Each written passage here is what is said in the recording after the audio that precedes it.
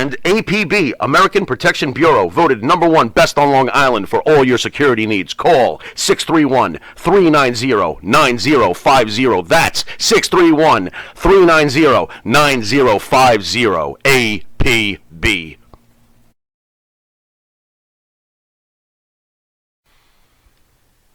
The Monty and the Pharaoh Show is brought to you by...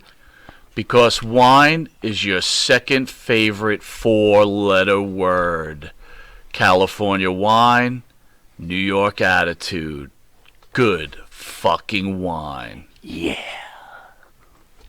10 years. You could definitely hear the passion that you have for it. Yeah. You know, it's funny, forgive me for this, but I heard you mention Puerto Rico, and I just want to know what a legend thinks about, here you are, I don't know if you were there, but I don't think you were there. But when you hear Bruiser Brody gets killed in Puerto Rico as a wrestler, what's going through your mind? I wasn't surprised. Brody was a good guy. He flew with me, and but he was pushy. And you got to be careful. He's a big guy, people. You got to be careful with what you say to people and what if you perceive a threat, how's the person going to react? And he could have been physical. I've never seen him physical, but and he was impressive. He was a big guy, and he was a hell of a heel. And I think personally he was a good guy. I never had a problem with him. Him and Robley, they'd fly with me when I was in Oklahoma.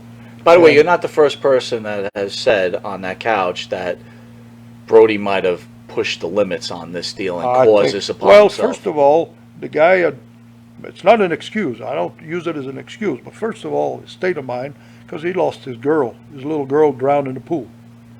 Invader. Yeah. Yeah, I got you. Okay. And Brody was hard to do business with, in the ring. And I don't know any more than that. There's a reason for a man to wrap a towel around your wrist and having a knife and going into a room and, stabbing him. But I don't know. I wasn't there. But it shouldn't have happened. But you don't know the state of mind of a person sometimes when they have a tragedy happen in their life, and it's a kid. Did you ever work Puerto Rico? Oh, yeah. So I went right after that. So I made some money there because they paid me well. What's his name called me? Cologne? Cologne. I knew him for years. He called me, and he said, we need you. And they took care of me. And I said, well, I'll go because I have no problem going over there. I don't have no enemies, This is after Brody. Yeah. Were you one of the first ones to go there after Brody? A lot of the guys boycotted. Right. So you're one of the first to go there after the Brody incident. I don't remember if I was just the first, but yeah. One of the first. Yeah, it was not long after. Right. Right. And man, I went. I said I didn't have anything to do with that. And the guy never went to jail, but you're in a different country. You're part of the United States, but still, and what didn't help him, it was his gimmick. He was a hell of a heel, and he looked like a vicious guy, in